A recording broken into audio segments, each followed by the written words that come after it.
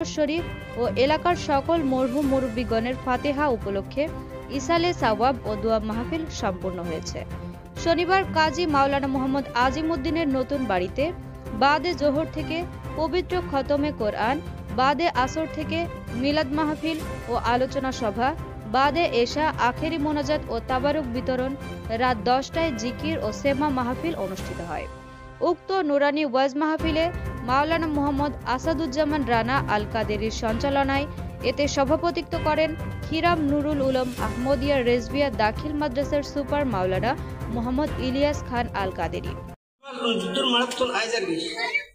মাজানরে দেখি আবু বকর সিদ্দিক রাদিয়াল্লাহু তাআলা আনহু, মাজানরে দেখি মালিক বিন সিনান রাদিয়াল্লাহু তাআলা আনহু বেড়ে ধরি মাজানে খান্দা শুরু করে দিয়ে খানতে হযব বাজান আইতে হিকমত ন বুঝিলাম। সিদ্দিক আকবর রাদিয়াল্লাহু তাআলা আনহু কইল যে তুই জীবিত আছো এবং অন্যান্য সাহাবায়ে হযরত তোমার সাহাবায়ে কেরাম হযরত তুই শহীদ হইও। হয় কি হয় যে নয় আম্মা জানাই শহীদ হই যে কথা ঠিক আছে। সিদ্দিক আকবর রাদিয়াল্লাহু তাআলা জবানে দিছে তাই জীবিত আছে হইয়ে আল্লাহ পাক সুবহানাহু ওয়া তাআলা আর রুরা বার ফেরত দিয়ে সিদ্দিক আকবরের শান মুকুদি জিয়ান বাইর করছি আল্লাহ ইয়ান কলম মারি দিয়ে উচ্চ সুবহান সুবহানাল্লাহ। এই ভাই যে সিদ্দিক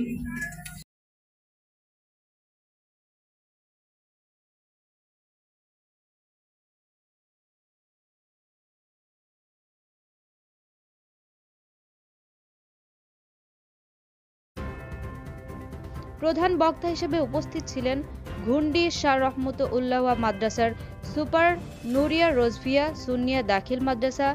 বিশেষ